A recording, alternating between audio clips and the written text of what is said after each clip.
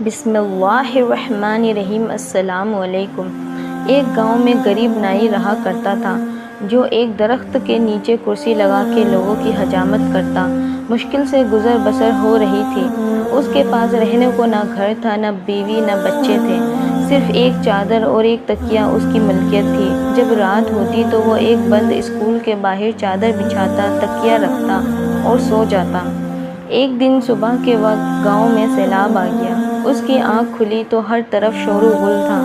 وہ اٹھا اور اسکول کے ساتھ بنی ٹنکی پر چڑھ گیا، چادر بچھائی، دیوار کے ساتھ تکیہ لگایا اور لیٹ کر لوگوں کی طرف دیکھنے لگا۔ لوگ اپنا سامان، گھر کی قیمتی اشیاء لے کر بھاگ رہے تھے۔ کوئی نقدی لے کر بھاگ رہا ہے، کوئی زیور، کوئی بکریاں، تو کوئی کچھ قیمتی اشیاء لے کر بھاگ رہا ہے۔ اسی دوران ایک شخص بھاگتا آ رہا تھا۔ اس نے سونے کے زیور، پیسے اور کپڑے اٹھا رکھے تھے۔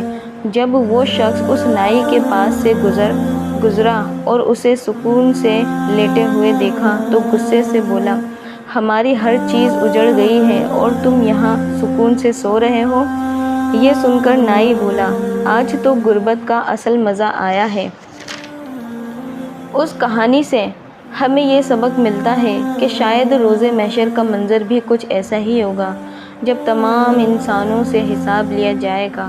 ایک طرف غریبوں کا حساب ہو رہا ہوگا، 2 وقت کی روٹی، کپڑا، حقوق اللہ اور حقوق العباد، تو دوسری طرف امیروں کا حساب ہو رہا ہوگا، پلازے، دکانات، فیکٹریاں، گاڑیاں، بنگلے، سونا اور زیورات، ملازم، پیسہ، حلال و حرام، عیش و آرام، زکوٰۃ، حقوق اللہ، حقوق العباد، اتنی چیزوں کا حساب کتاب دیتے ہوئے پسینے سے شرابور اور خوف سے تھر تھر کانپ رہے ہوں گے۔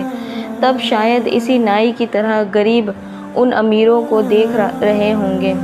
اللہ تعالیٰ سے دعا ہے کہ ہمیں ہر نعمت کا شکر ادا کرنے کی اور اللہ کی رضا کے مطابق استعمال اور تقسیم کرنے کی توفیق عطا فرمائے۔ ویڈیو اچھی لگے تو اسے شیئر کریے گا، لائک کریے گا اور کمنٹ کریے گا، اور اچھی ویڈیوز کے لیے اسے سبسکرائب کرنا مت بھولیے گا۔ جزاک اللہ۔